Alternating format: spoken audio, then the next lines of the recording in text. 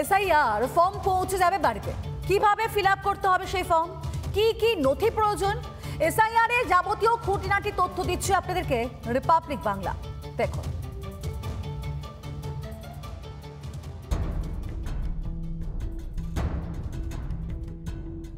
শত বাধা বিপত্তি উপেক্ষা করে এবার এসআইআর বাড়ি বাড়ি পৌঁছে যাবে এসআইআর এর ফর্ম বা এনুমারেশন ফর্ম। কি থাকবে তাতে?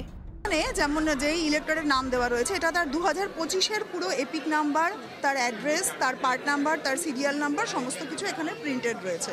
ঠিক আছে, এবার ওনাকে যেটা করতে হবে, ওনার এই ফর্মটা ফিল আপ করতে হবে, ডেট অফ বার্থ, তার আধার নাম্বার যেটা অপশনাল, তার মোবাইল নাম্বার, বাবা বা তার গার্জিয়ান যদি অন্য কেউ হন তার নাম, আচ্ছা তার এপিক নাম্বার, মায়ের এপিক নাম্বার এবং স্পাউস, হাজব্যান্ড হলে ওয়াইফের, ওয়াইফ হলে হাজব্যান্ডের, তার এপিক নাম্বার। 2002 সালের তালিকায় নাম থাকলে কিভাবে ফর্ম ফিল আপ? এখানে দেখুন লেখা আছে details of elector in electoral roll of the last SIR. ঠিক আছে, তার মানে 2002-এর, হ্যাঁ 2002-এ তার নাম যদি থেকে থাকে লিস্টে, তাহলে সে তার নিজের নাম লিখবে, তার এপিক নাম্বার লিখবে, তার রিলেটিভ মানে সেক্ষেত্রে যদি বাবা হন তাহলে যারা আনম্যারিড বা মহিলাদের ক্ষেত্রে বলছি আনম্যারিড বা অন্যরা তাদের বাবার নাম লিখবেন, তার রিলেশনশিপ ফাদার লিখবেন, বাকি যেগুলো আছে district, state, assembly, constituency, part number, serial number. পূরণ করতে হবে আরও একটি কলাম। এবার ধরুন যারা বিবাহিত মহিলা, ঠিক আছে, আচ্ছা এখানে তো এই বাবারই নাম, এপিক নাম্বার, এবার তার রিলেটিভ মানে এখানে আবার বাবার নাম, তার সাথে রিলেশন, এরকম ভাবে পুরোটা ফিল আপ করতে হবে।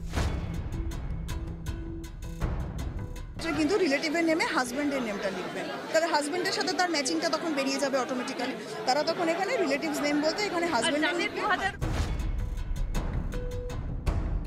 2002-তে যদি নাম না থেকে থাকে তাহলে সে এই যে এখানে তার বাবার নামটা লিখছে সেখান থেকেই তার ম্যাচিংটা হয়ে যাবে, মানে তার বাবা, তার মা বা তার দাদু ঠাকুমা কোনো একটা যদি ম্যাচিং থাকে, বা যাদের বিবাহিত মহিলাদের ক্ষেত্রে হাজব্যান্ডের সাথে ম্যাচিংটা হয়ে যাচ্ছে। আমারও নাম নেই, কারোরই নাম নেই, তখন তাদের ক্ষেত্রে ফর্ম জমা দেওয়ার সময় হিয়ারিংয়ের মাধ্যমে ডাকা হবে, তখন তাদের থেকে ডকুমেন্টস চাওয়া হবে, যাদের হচ্ছে একদম লাস্টে, যাদের কোনো রকমই আপনার কোনো রকম রিলেশন পাওয়া যাবে না।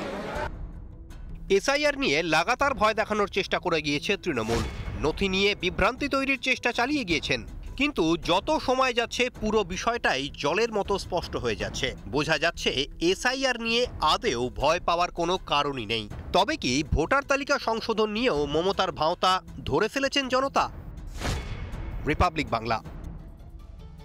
নানা ধরনের কন্টেন্ট দেখার জন্য লাইক করুন, শেয়ার করুন আমাদের ফেসবুক পেজ, সাবস্ক্রাইব করুন আমাদের ইউটিউব চ্যানেল।